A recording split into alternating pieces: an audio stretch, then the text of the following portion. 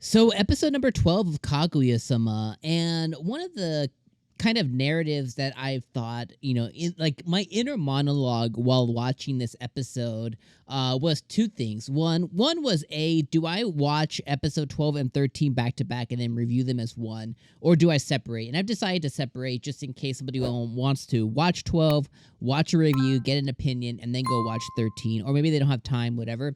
I figured this was the best way to do it. And one of the continuing things I thought while watching this episode is, when did Kaguya get so cute? I think her voice actor absolutely crushed the performance during this episode.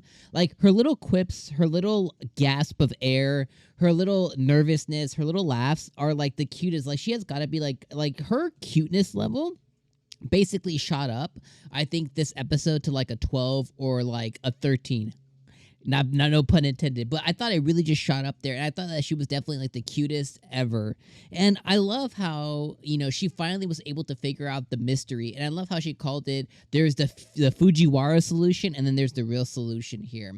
And I also love how at the end of the episode, the narrator was like, oh, both of them, including Kaguya, including Miyuki, both of their kind of weapons, both of their bravado has basically come to an end. So they're about to find each other when they both don't have the bravado. And in one camp, I think Miyuki was baiting a reaction out of Kaguya when he told her about going to Stanford. And on the other end, Kaguya lost a real opportunity to have an emotion differ than what she ended up having when she was told that Miyuki was going to Stanford. And I think it was both a lost opportunity on both of them there. And of course, it was crafted because it's going to build up to this huger, larger confession, or it could be like a complete waste of time. But regardless, it was building up to this next moment here. And so far, I am loving being in depth. I love that Hayasaka totally just puts Kaguya on the wrong path constantly. Like, she gave like 4 or 5 or 6 practice confessions, and I thought she nailed all of them. Like, she just needs to utter the words, I love you, Miyuki, or I love you, Shirogane, and she just needs to like tell him those words, and everything else will take care of itself. But if she can at least get that portion out, like, she has won the game, kind of period, the end. So I love both love and hate how Hayasaka kind of put her on the wrong path there.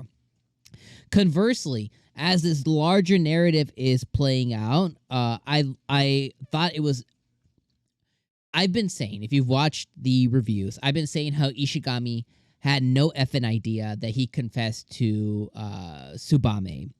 And I've been going back and forth during the reviews of maybe he knew, maybe he didn't know, maybe he's not that dense, maybe he's not that stupid. He probably is that dense and that stupid. And I've been going back and forth on that narrative there. And this episode solidified he is that dense and he is that stupid. This freaking ass moron had no idea that he confessed to Tsubame, and that's why she's been treating him as such.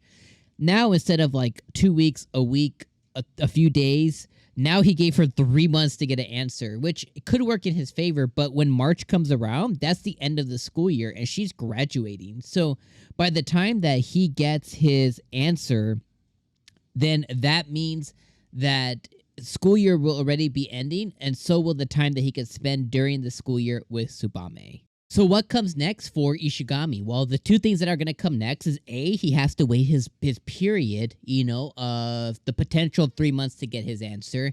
He's going to have to re-muster up energy, re-muster up courage to confess again to Tsubame and try and, pink her for an answer.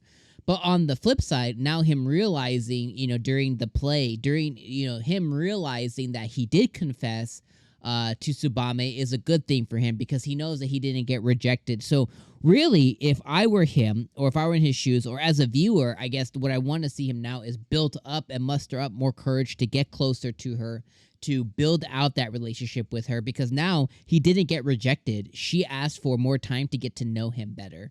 And I think that is a huge win.